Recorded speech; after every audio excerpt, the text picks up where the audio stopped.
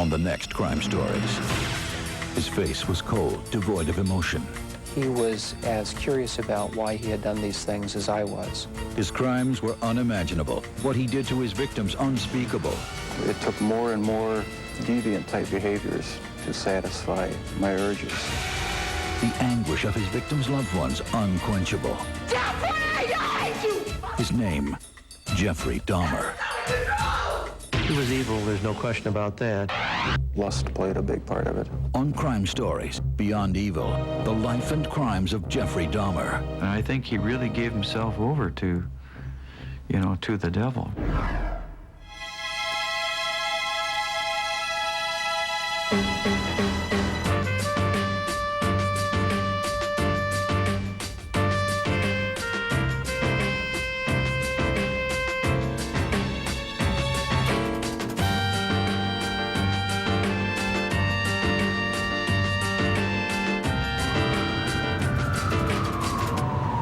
This is Crime Stories. I'm Richard Belzer. Few crimes have attracted as much attention or inspired as much horror and repugnance as those of Jeffrey Dahmer. He murdered 17 people in ways so depraved as to defy understanding. His demeanor, so cold, so uninvolved and unemotional, seemed to add to the aura of evil around him. What drove Jeffrey Dahmer beyond the limits of evil? The man who tried hardest to answer that question was Dahmer himself.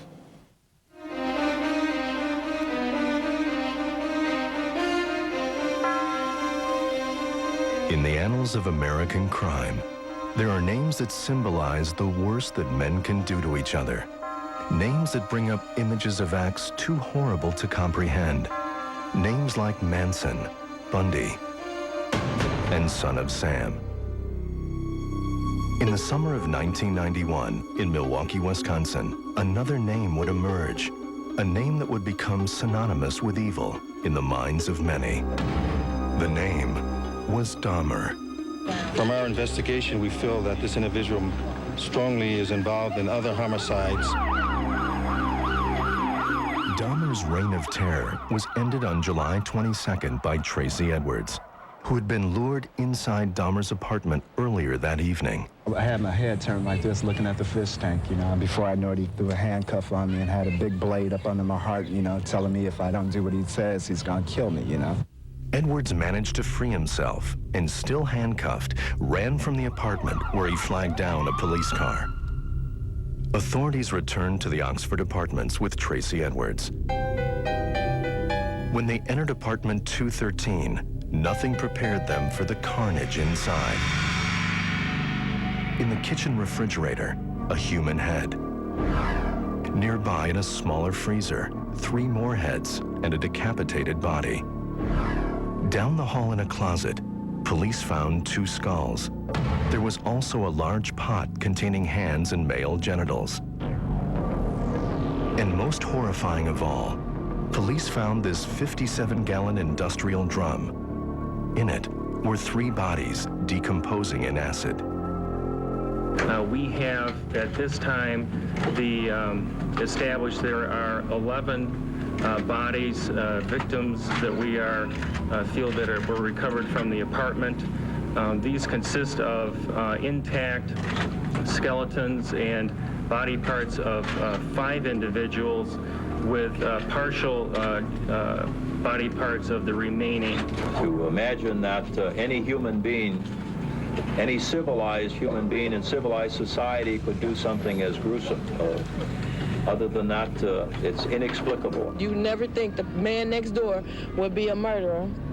And especially something like this where he cutting up people, this is unbelievable. The fumes was coming up under the door and I knew something. I thought it was some dead goldfish. The police arrested Jeffrey Dahmer, a 31-year-old worker in a chocolate factory. The arrest stunned Gerald Boyle, who had represented Dahmer in an earlier criminal case, a case with tragic links to the murders. And when they told me they had taken 11 skulls or 10 skulls out of his apartment, it was as if I was on candid camera. It wasn't believable. He was just a passive, wimpy human being. It was around the same time that Jeffrey Dahmer's father, Lionel, called his son's apartment. Jeff had not contacted my mother for a while. He always checked in with her like every other day. And he hadn't checked in for about 4 days. So called him at his apartment, and this man answered. And he just said, "Jeff isn't here right now." And I said, "Well, who is this?" And he identified himself as an officer. And he said that a detective would call me back later, that there had been a homicide. It really didn't hit me real hard that Jeff was the center of the investigation, the absolute center, until I got all of this information in detail. I didn't know how to deal with it. I was just paralyzed, sitting at my desk, trying to figure out what to do. Jeffrey Dahmer cooperated fully with police from the moment he was arrested. For the next month, over a series of grisly interviews with detectives, Jeffrey Dahmer sat smoking, drinking soda and coffee, as he confessed in minute detail to a total of 17 murders, dating back 13 years to 1978. It was cathartic for him. I mean, he wanted to unload right from the very beginning. In his 148-page statement, Dahmer confessed to acts of unimaginable depravity, necrophilia, cannibalism, dismemberment, and murder. I met with him a couple of times at the prison in Milwaukee. The first time I was there, I hugged him, and he said something like, "I really fouled up this time."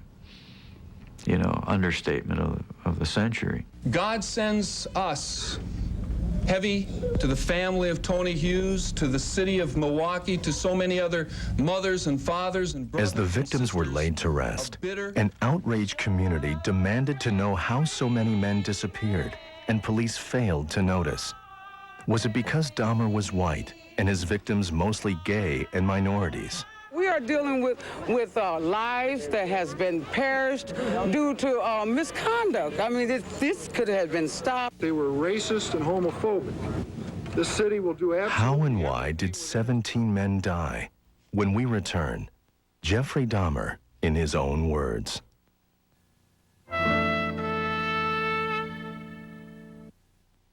On the Crime Time movie. He is a crackpot, and he's damn dangerous. One man's rage against the government. You better back off. Leads to a violent shootout. Rod Steiger, Michael Gross, Manhunt in the Dakotas. A true story. Then, Sunday at 2. A Christian fundamentalist killed in a shootout with police. I shall see justice. And his death is avenged in a deadly standoff. Dennis Franz in The Line of Duty, Siege at Marion. Court TV's Crime Time movie weekend. Saturday at 9, Sunday at 2. For centuries, our kings were cursed. Their sedans had narrow handrails, making them hard to control in the corners. Eventually, it was learned, wider is better. With its speed-sensitive steering technology, the Wide Track Grand Prix gives you precise control in the corners. Wider is better. The Wide Track Grand Prix by Pontiac. Now, you can lease the Grand Prix GT sedan for just $269 a month. See your Pontiac dealer today.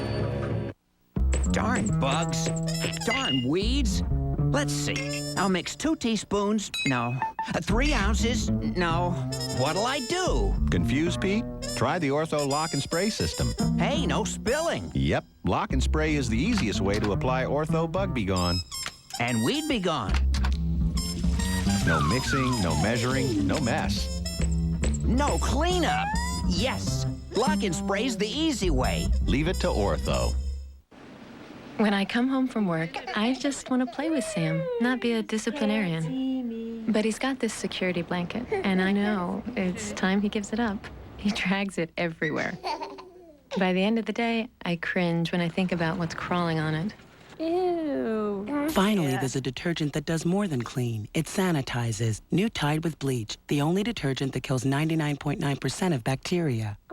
As long as he gets rid of it before he goes to the prom. This is how the world feels when you have dry eyes. But now there's new Visine Tears with a unique tears formula not found in other leading brands to make dry, scratchy eyes feel moist and comfortable. Visine Tears, it gets the dry out. You never know what to expect from Court TV's live daytime trial coverage. That is absolutely false. I have a right to do with my body what I want. Court TV, the trials speak for themselves. Coverage begins weekdays at 9 a.m.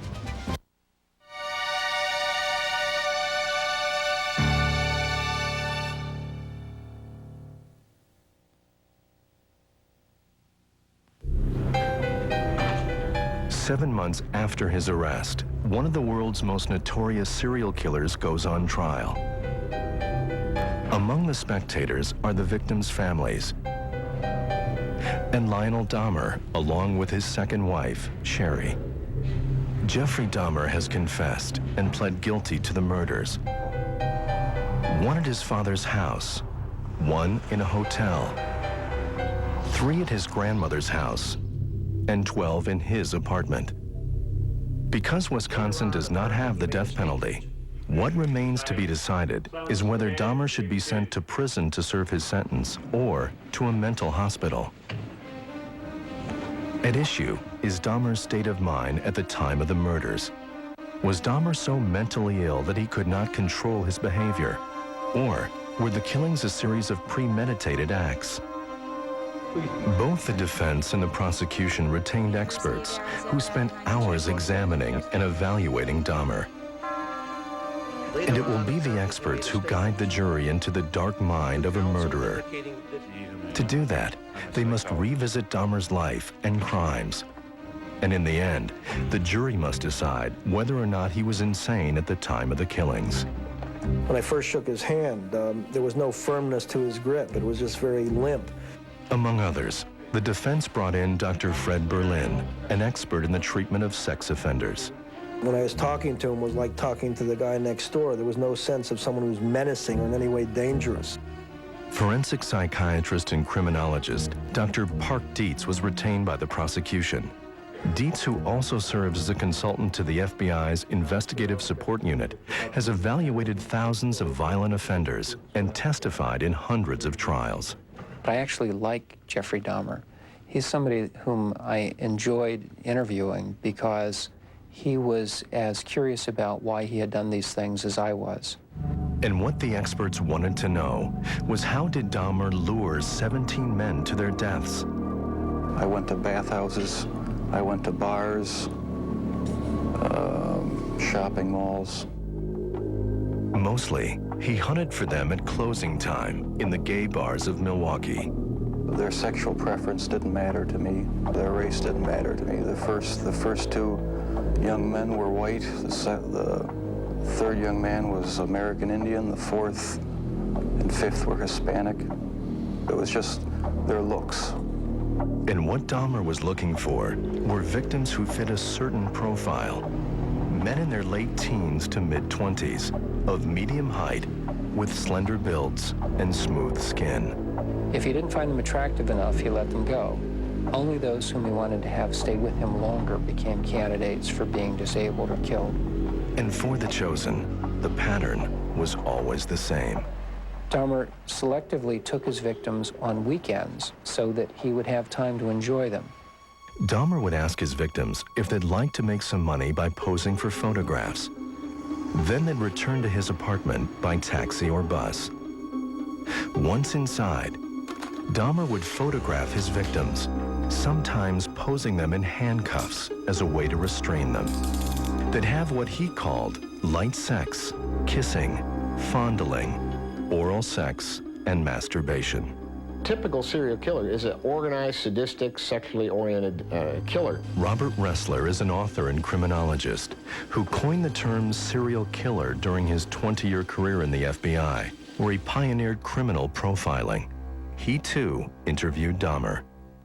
Dahmer had a sexual interest, but he was not sadistic. Jeffrey Dahmer would offer his victims a drink laced with ground-up pills that he'd prepared before going out. He was drugging his victims, inducing, unconsciousness by putting a sleeping drug into their drinks to get them unconscious, where he would sexually assault while unconscious. I'm thinking how to phrase this carefully because I don't want to make it seem, well, gee, he didn't make them suffer, that's okay. Obviously, it's not. But he was able to say, at least, thank God, if I didn't know how to stop this, I didn't cause agony and suffering to people in the midst of their dying. Dahmer began to experiment, giving his victims makeshift lobotomies in an attempt to create sex slaves. He started drilling holes in the heads of his victims, putting acid into their brain cavities in an attempt to kill their intellect, keep their bodies alive, keep themselves nourished, and then keep them around. He said if he could attain that, he wouldn't have to kill anymore. There was a big element of wanting complete control over someone, total control, not having to consider their wishes, being able to keep them there as long as I wanted. And that was a big part of it. Lust played a big part of it, controlling lust.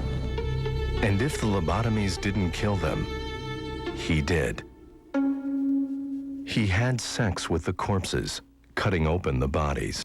Dahmer said that just the colors of the internal organs and the glistening, the warm, moist, glistening colors of, I mean, he just went into all the detail, and he was very enamored with that. I mean, he was attracted to that aspect, the disemboweling of a human being.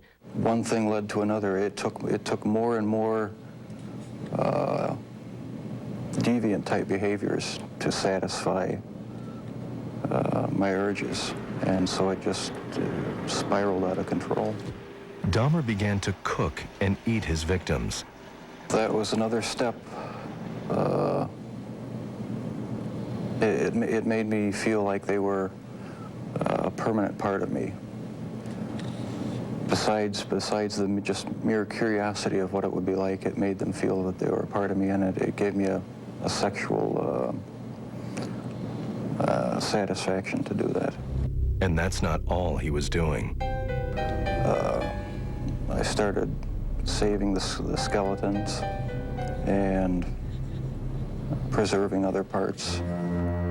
The purpose was to construct an altar made out of the remains of his victims, an altar that would tap into their energy and give him power. And the whole idea of his setting up a temple-like scenario with the table with skulls on it and the skeletons nearby was that he wanted to try to create a powerful scene where just by sitting there, he'd be able to feel some mastery, some power, some significance. Dahmer was a person that couldn't get himself on track in life. He had no particular education. He had no job of any particular importance. He had very low esteem. You know what his power was? To be a real estate salesman. That's what he wanted to do, help become somebody different. He wanted to sell real estate. What drove Jeffrey Dahmer to kill? His father's explanation when we return.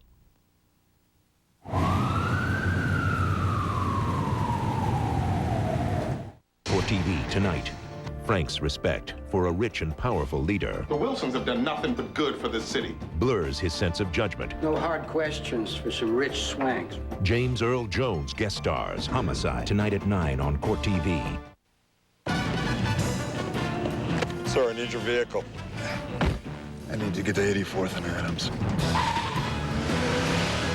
Seville SDS, most powerful front-wheel drive car in the world, right? Yeah, beat the 540i in the slalom. I knew that. Big fan of the North Star system. StabiliTrak almost reads your mind when it comes to control. That was close. Trust me, I'm with the government. Seville STS, it's what's next. Shouldn't you be getting out? Oh, they'll be all right.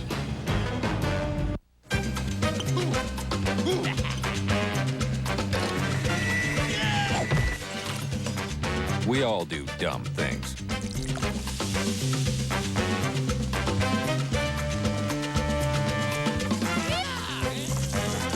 Fortunately, paying too much for car insurance doesn't have to be one of them. Geico Direct. A 15-minute call could save you 15% or more on car insurance. If you call Europe, MCI WorldCom has a calling plan you need to know about. Sign up now for MCI WorldCom 9-cent Sundays to Europe. And you can call all of Western Europe, the UK, Germany, France, Italy, Ireland, over 20 countries for just 9 cents a minute, every Sunday. When my son moved to the States, I thought I'd hear from him once in a while. Mom, I'll call, I said. So far away, won't it be expensive? So I told her about MCI WorldCom, 9 cents Sundays. And then he had no excuse. It's just 9 cents a minute. Now I hear from him every Sunday. With MCI WorldCom, I can talk for 10 minutes for under $1, and I have time to say everything I want to. Yes, like, who is this young lady you've been calling in France? Mother. So call now, and you'll pay 9 cents throughout Western Europe every Sunday. And this low rate is just the beginning. Sign up today, and the rest of the week you'll pay just 10 cents a minute to the UK, and just 25 cents a minute to Germany, France, Italy, and Ireland. Call 1-800-565-4812 now to sign up for MCI WorldCom 9 cent Sundays to Europe. Are you concerned about losing more hair? Do you wonder how much further it will go? Do you wish you could do something about it? Well, there's a pill for men with certain types of hair loss. It's called Propecia. In clinical studies, the vast majority of men, 83%, maintain their current hair count, and most, 66%, regrew some hair. Take it daily and you could see results in as little as 3 months. Propecia is for men only. A small number of men experience certain sexual side effects. Each occurred in less than 2% of men. Women who are or may potentially be pregnant must not use it or handle broken tablets because of the risk of a specific kind of birth defect. Talk to your doctor or pharmacist and read the consumer information they can provide. For a free brochure on Propecia, call toll-free 1-888-87-MERC. It will give you more facts and show you clinical before and after photos. You can also receive a list of doctors in your area. Propecia, helping make hair loss history.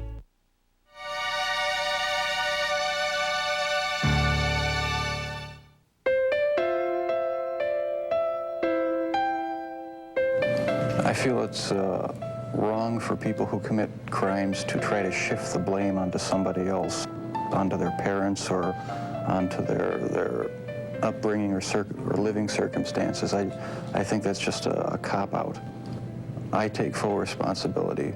Most that come out that are serial killers have been introduced to violence as children and have been viciously, physically beaten and often sexually exploited.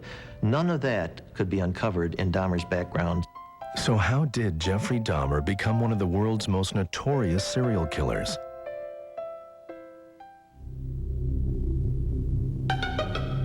According to his father, the pregnancy had been difficult for his wife. Lionel Dahmer says Joyce suffered from depression during the pregnancy. She was taking quite a few different types of medication and many pills of the same type of medication, a lot of pills. At the time, just before Jeff was born, in the last trimester.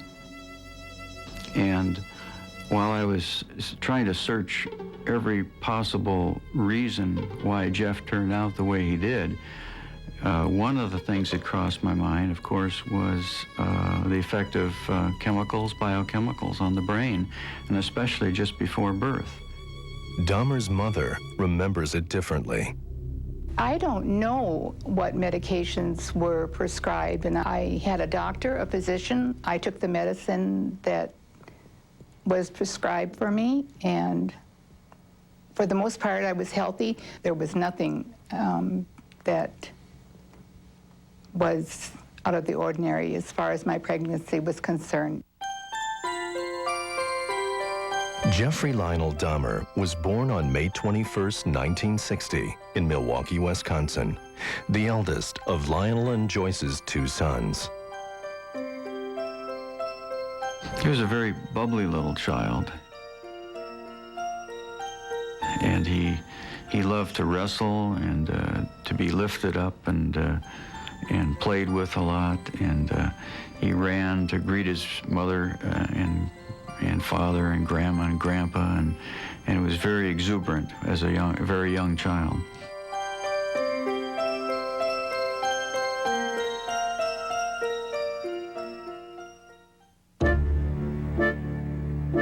But even then, life was far from perfect in the Dahmer house. Dahmer later told investigators that his mother continued to suffer from depression, and his father was frequently absent as he finished a doctoral degree. Around this time, Jeffrey Dahmer's father, Lionel, noticed what he called the inner darkening of his son as Jeff's personality began to change. At about 6 or 7, when we moved from Ames, Iowa to Doylestown, and he just became more withdrawn and shy, and I don't know that it was a turning point for anything other than that. He was just not as socially in tune, and it was extremely shy. By the age of 14, Jeffrey Dahmer realized that he was a homosexual. But that wasn't all he realized. Started having obsessive thoughts of violence intermingled with sex. And it just got worse and worse. I didn't know how to tell anyone about it, so I didn't. I just kept it all inside. At 15, he began to collect and dissect dead animals he found by the roadside, aroused by the sight of their insides. I also learned from him that he'd been particularly fascinated the first time he saw pieces of a human corpse, which was on a field trip in high school, and he had let the rest of the class wander away while he stood there mesmerized by this. Somewhere in Jeffrey Dahmer, his sexual fantasies had merged with violent fantasies of killing and dismemberment. Around the same time, Dahmer began to fantasize about a jogger he'd seen in the neighborhood. Several times he waited in the bushes for the jogger with a baseball bat, planning to attack him and have sex with him while the man was unconscious. But the jogger didn't show. I don't think that you go to your mother or father and say, I'm having a little problem, Mom and Dad. I'm thinking of tying somebody up and making love to them. Who do you discuss that with? Not with his parents, who were arguing constantly as their marriage fell apart. Dahmer later told investigators that at 17, he began to drink heavily, a pattern that would continue in the years to come. By 1978, Joyce and Lionel Dahmer were divorcing. Lionel had moved out of the house, and Joyce had taken their other son and moved to Wisconsin, leaving Jeffrey, then 18, and soon to start college, alone in the house. It was there that he would commit his first murder, later recalled for police in great detail because he said, "You don't forget your first one." It was early evening when Dahmer saw Stephen Hicks hitchhiking on a road near his house. I wish I just kept on going, but I didn't. Turned around, picked him up, and that's when the nightmare became a reality. They went to Dahmer's house. We talked, had some drinks. I knocked him out. That was the first time. Later that night, he dismembered the body and put it into garbage bags. At 3 o'clock in the morning, he put the bags in his car and was going to dump them when he was stopped by the police for driving left of center. When asked about the bags, he said they contained garbage he'd forgotten to take to the dump. The police never checked the bags. Dahmer returned home with the body and later crushed the bones with a sledgehammer, scattering them in the woods by his house. It was there that the police would search for the remains more than a decade later.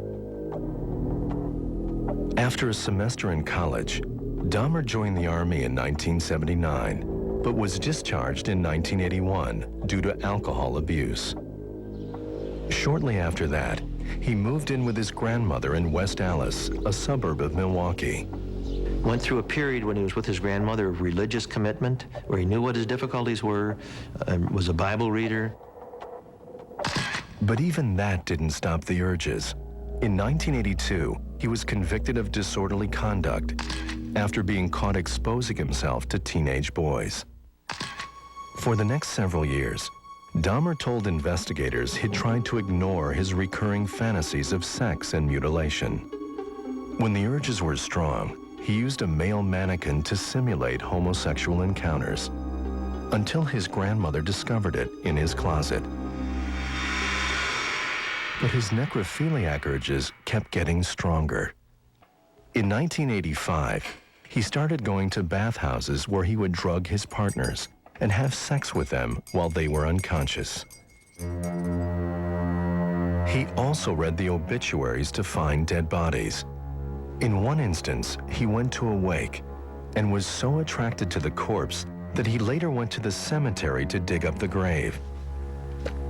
But the ground was frozen. But that was only the beginning. He made a conscious decision. I will no longer resist my evil impulses. I will yield to them. And after that, there was no God, either a divinity or a law that controlled the man. He became a law unto himself.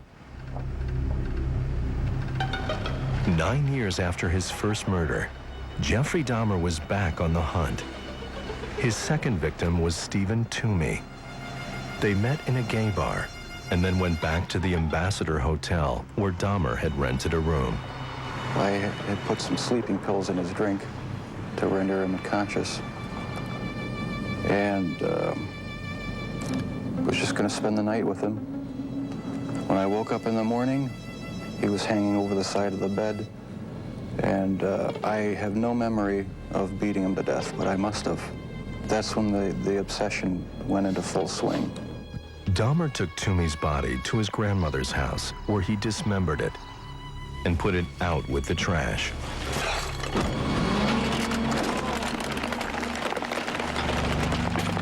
In 1988, Dahmer photographed and fondled an underage male who escaped and went to the police. He was then convicted of second-degree sexual assault and enticing a child for immoral purposes. Gerald Boyle was his attorney in that case as well. What neither Boyle nor anyone else knew at the time was that while awaiting sentencing, Dahmer killed again. He fooled his doctors, psychiatrists, judge, pre-sentence writer, probation officer, his lawyer, the prosecutor, and everyone else.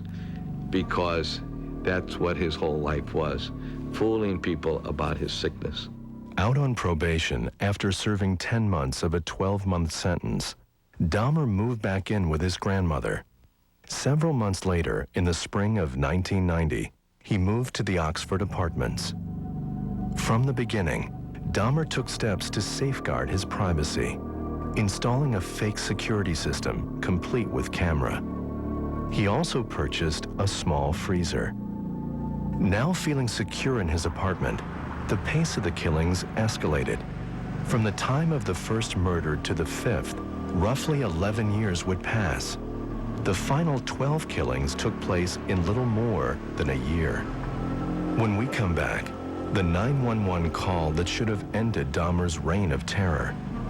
Instead, the police return a 14-year-old victim to Dahmer's apartment.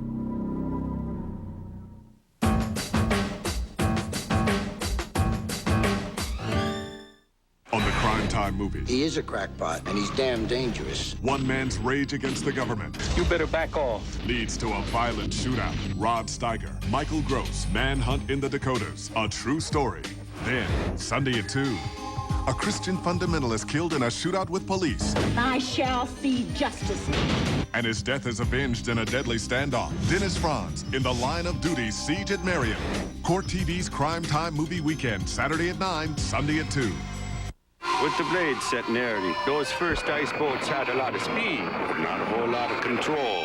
Oh, geez. Learn the hard way. Wider is better. With its speed-sensitive steering technology, the White Track Grand Prix gives you precise cornering and control. Better. Wider is better. The White Track Grand Prix by Pontiac. Now you can lease the Grand Prix GT sedan for just $269 a month. See your Pontiac dealer today. Whoa! Weeds, huh, Pete? Yeah. Try Ortho Weed Be Gone. Kills weeds, won't harm your lawn. Guaranteed. Didn't hurt my lawn. Lawn weeds? Leave it to Ortho. You never know what to expect from Court TV's live daytime trial coverage. That is absolutely false. I have a right to do with my body what I want. Court TV, the trials speak for themselves. Coverage begins weekdays at 9 a.m.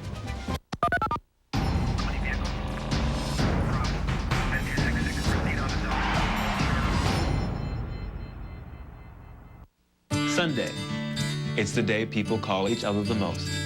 And if you sign up for MCI 5-cent Sundays, it can also be the day you pay the least. Just 5 cents a minute every Sunday. In fact, if you call now, you'll pay just 10 cents a minute during the week. And that can really make a difference. My sister and I always talk on Sundays. It's like a tradition, and we would really run up a bill. That's another tradition. Then we signed up for MCI 5-cent Sundays. And the bills went down. It's just 5 cents a minute. Every Sunday. So now we could talk for half an hour for $1.50. That same call would cost $4.50 with AT&T's one rate plan. With MCI, we're paying 1/3 the price. Or talking 3 times as long. And my sister can talk. Mostly I listen. She was born to talk. Oh, I love her, but she talks. And remember, 5 cents on Sundays is just the beginning. Call now, and you'll pay 10 cents a minute during the week. Call 1-800-999-9449 to sign up. For TV tonight, Frank's respect for a rich and powerful leader blurs his sense of judgment. James Earl Jones guest stars Homicide tonight at 9.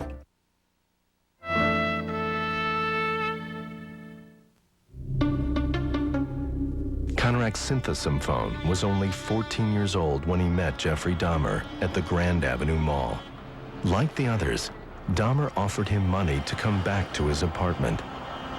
In a video deposition for a civil suit filed later by Synthesome Phone's family against the city of Milwaukee, this is what Dahmer said happened next. He was on the couch, lying down. The drilling technique had already been applied, and I thought he was asleep. With his victim asleep, Dahmer went for a drink at a local bar.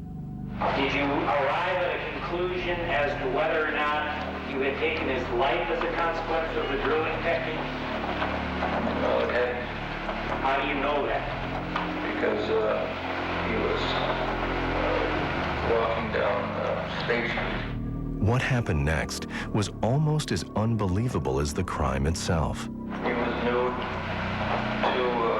Two girls had called 911 police or something.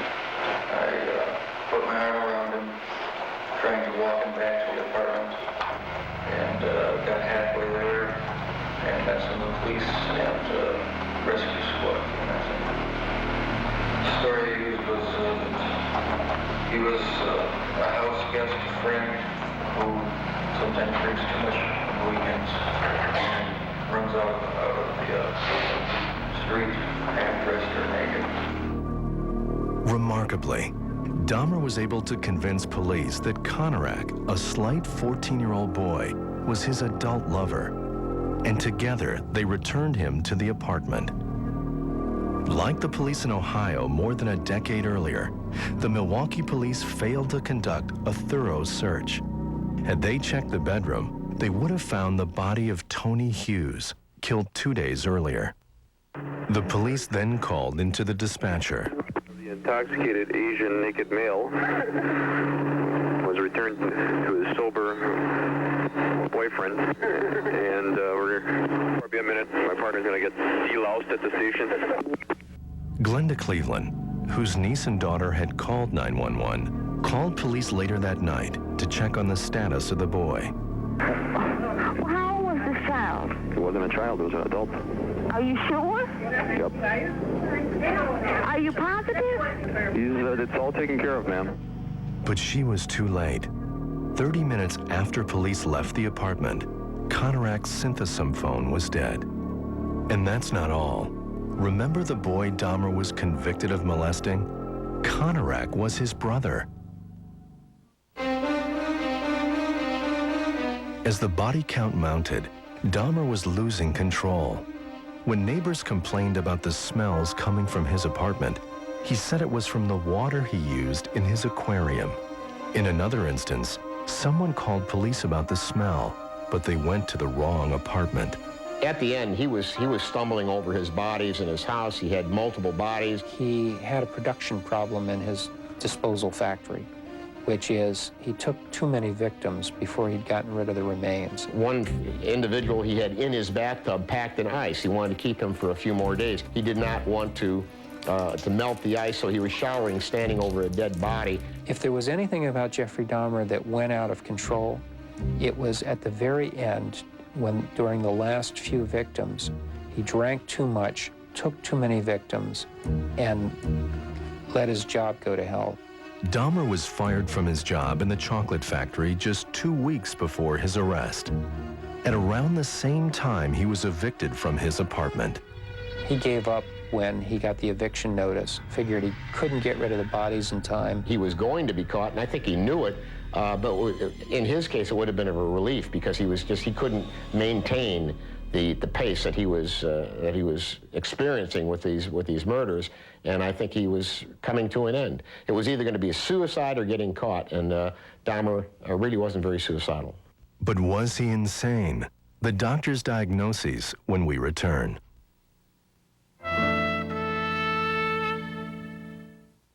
Court TV next.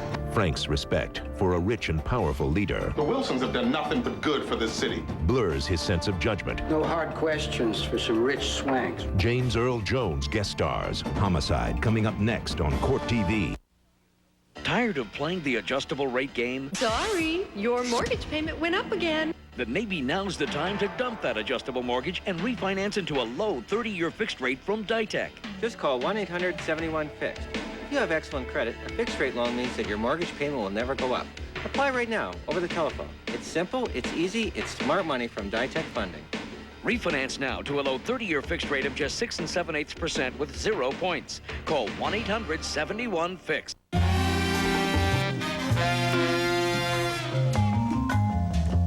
If you or someone you know is missing a TV show, then you need Web TV. Just type in a program or celebrity, and your search begins. Once your program has been located, you'll be immediately notified on your television. Then Web TV can automatically set your VCR for viewing at a later time or date. Web TV service, the internet, television, and more. There are certain things your body is going through that the chemo is doing to you. I was tired, very, very tired. One time, my grandchildren were all over, and they all went out and got ice cream. And they're all lined up on the porch, all with ice cream. They start from the age of 3 all the way up to 18 years of age. What a photograph that had to be. I did not have the energy to go upstairs to grab the camera. I missed the photograph. To me, a once-in-a-lifetime opportunity.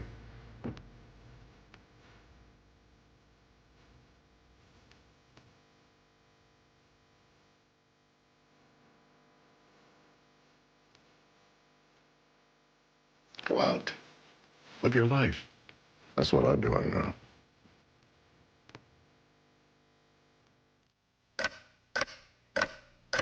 Hey, no, down here.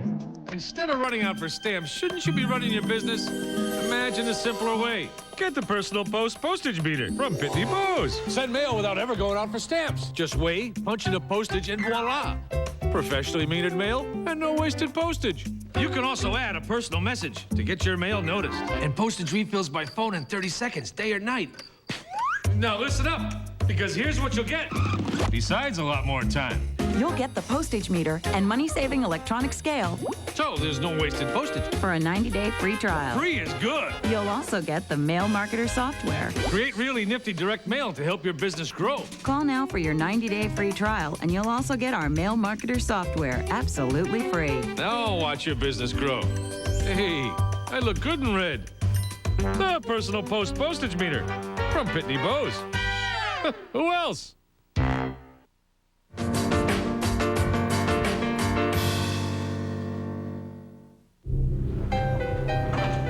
Of the 17 killings, Dahmer has already pled guilty to the murders of 15 men. Although he does not dispute the second murder, he is not charged with it because he does not remember the actual killing, only waking up with and disposing of the body. He will later face charges in Ohio for the killing of his first victim. Both sides agree Dahmer knew that the killings were wrong. But what the jury must decide is Dahmer's state of mind at the time of the murders. Was Dahmer so mentally ill he could not control his behavior? Or were the killings a series of premeditated acts? Both sides will rely on the conclusions reached by the doctors who examined Dahmer. The defense calls a series of experts, including Dr. Fred Berlin, who testifies that Dahmer was out of control. Jeffrey Dahmer's diagnosis was necrophilia, and what that means is he was erotically aroused by thinking about or interacting with dead bodies. According to Berlin, the necrophilia caused Dahmer to have an irresistible urge that ultimately made him kill again and again. There's something driving him to act that under certain circumstances, because of those circumstances, he can defer acting, but in my opinion, he cannot and was unable to stop entirely. I asked Jeffrey Dahmer whether he worried about getting AIDS. He said, yeah, I used a condom. Well, the idea that he would stop in the middle of his contact with a victim to put on a condom tells me that Jeffrey Dahmer has more self-control about his sexual behavior than the average teenage boy in the backseat with his girlfriend. Dr. Park Dietz, star witness for the prosecution, agrees that Dahmer was a necrophiliac, but he doesn't believe the necrophilia alone made him a serial killer. What he did have, however, was three problems that account for how he would do such horrible things. The first is sexual deviations, the second, alcoholism, and the third, a personality that was such that he really couldn't develop the kinds of appropriate human relationships that would have allowed him to fulfill his sexual desires without crime. Serial killer, or so mentally ill that he had no control? The fate of Jeffrey Dahmer now rests in the hands of the jury. I heard things that I could never imagine that could be done to another human being by a human being. I couldn't imagine any kind of a monster thinking of doing something like that for his own pleasure. In regard to the death of James E. Dockstader, did the defendant, Jeffrey L. Dahmer, have a mental disease? Answer, no. In all 15 cases, the jury found Dahmer did not suffer from a mental disease at the time of the killings. Remarkably, a jury said, in effect, that a man who was having these preoccupations and urges, who was drilling the holes in the head of somebody to create a zombie, who wanted to relate intimately to a corpse, this man is a normal person. He does not have a mental disease or disorder. That really troubles me. The man was not dumb by any means. I mean, he did research. He figured out how he could get rid of the body parts, you know, by getting this big barrel in there and these chemicals. He thought he would get away with it. Before sentencing, the families give victim impact statements. My name is Rita Isbell, and I'm the oldest sister of Errol Lindsay. Whatever your name is, Satan, I'm mad. This is how you act when you are out of control. I don't want to ever see my mother have to go through this again. Never, Jeffrey. Jeffrey, I hate you, mother. I hate you. This is out of control. Don't Jeffrey, I kill you. God damn it. Look at me, motherfucker. I kill you. Concentrate fast. I kill you. And then Dahmer addresses the court.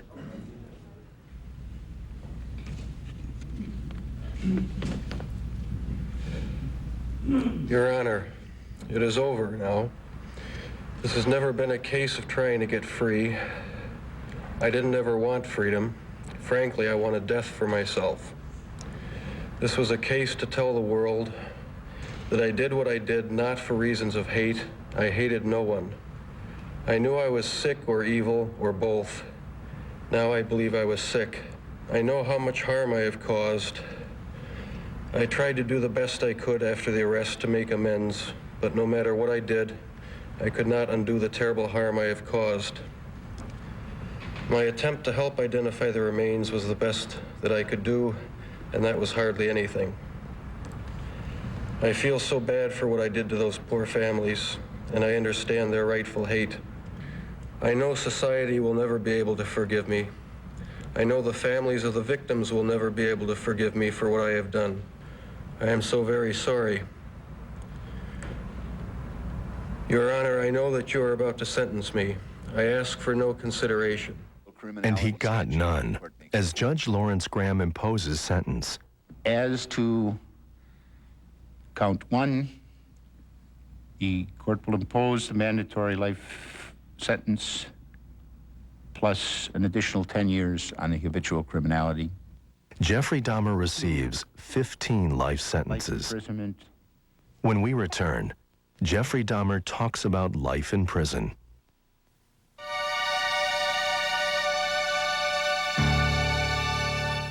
For TV tonight, Frank's respect for a rich and powerful leader The Wilsons have done nothing but good for this city. blurs his sense of judgment. No hard questions for some rich swanks. James Earl Jones guest stars Homicide tonight at 9 on Court TV.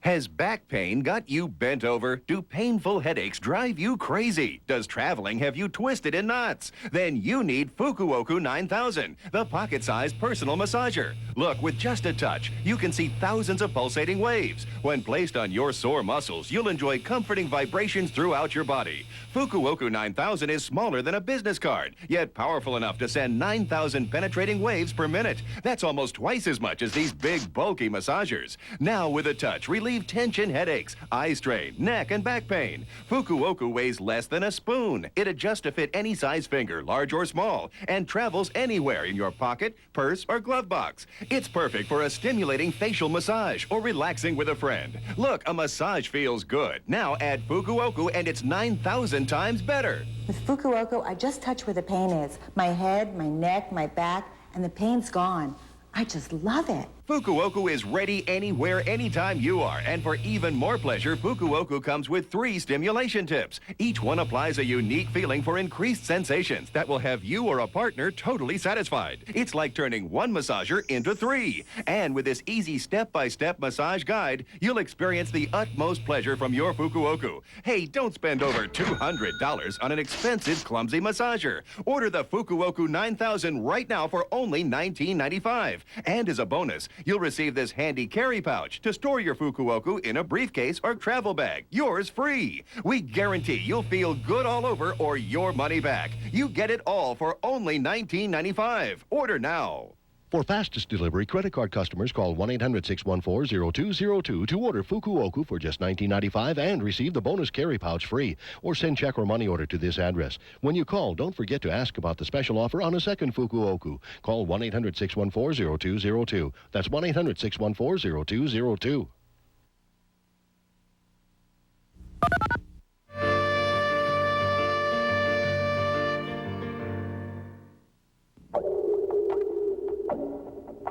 After sentencing, Jeffrey Dahmer was brought here to the Columbia Correctional Institution in Portage, Wisconsin, to begin serving 15 life sentences.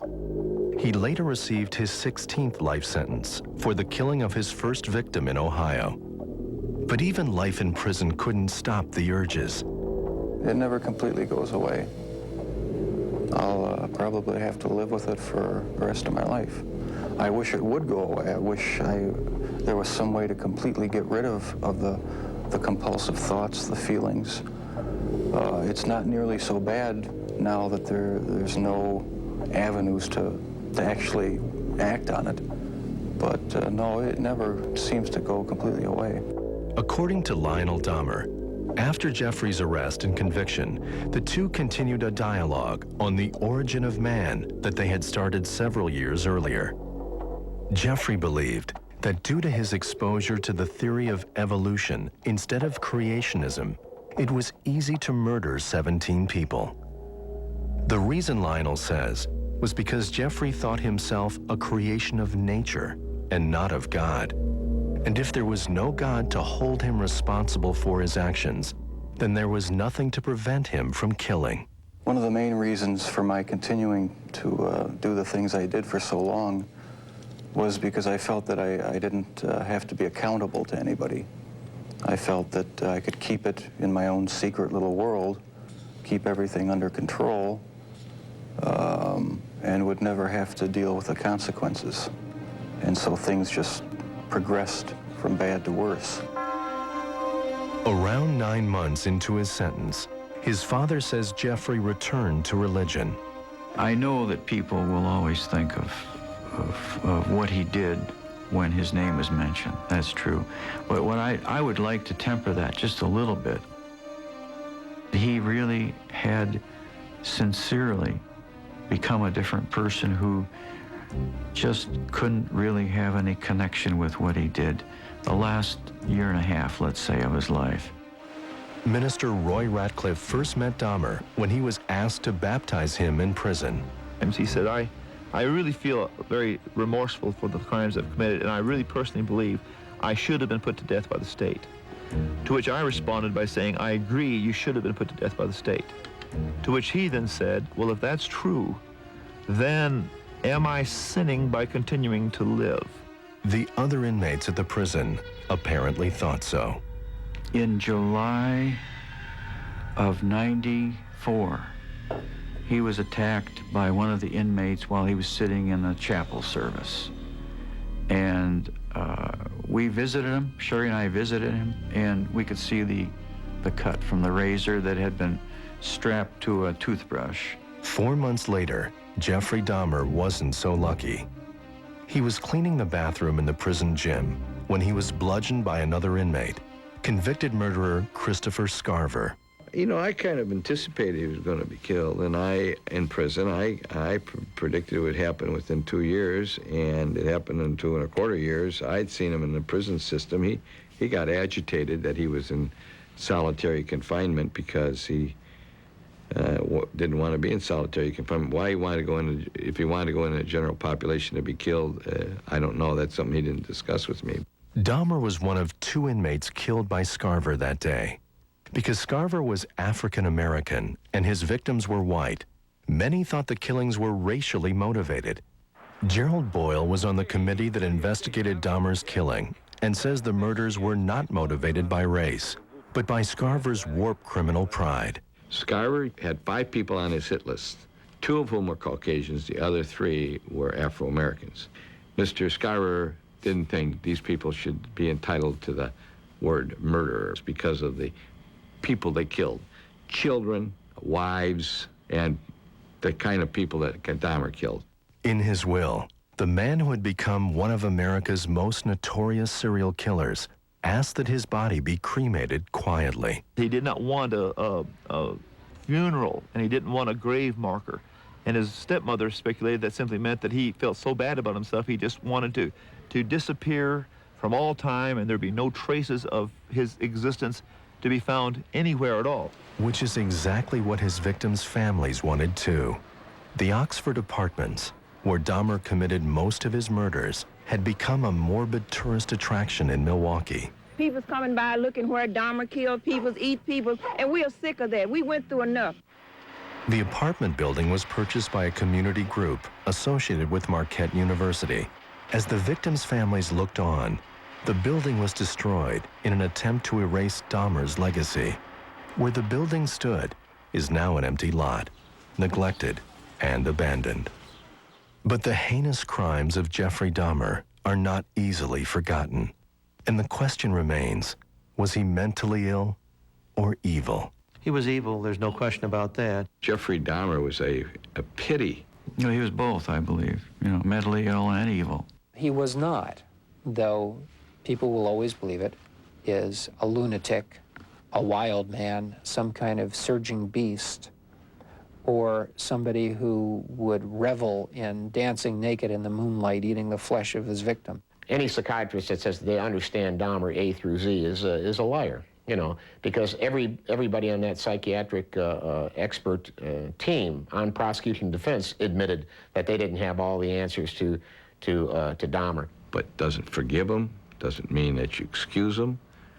It's somebody that had to be dealt with, and he was dealt with appropriately under the law, but unfortunately he died without helping us find out any of the answers to any of the questions that might still be unanswered. After Dahmer's murder, the lawyer representing the families of 11 victims proposed an auction of Dahmer memorabilia, including the contents of his apartment, to profit the families. A Milwaukee businessman bought all the items for more than $400,000 and destroyed them. Each of the families received a portion of the proceeds. For Crime Stories, I'm Richard Belzer.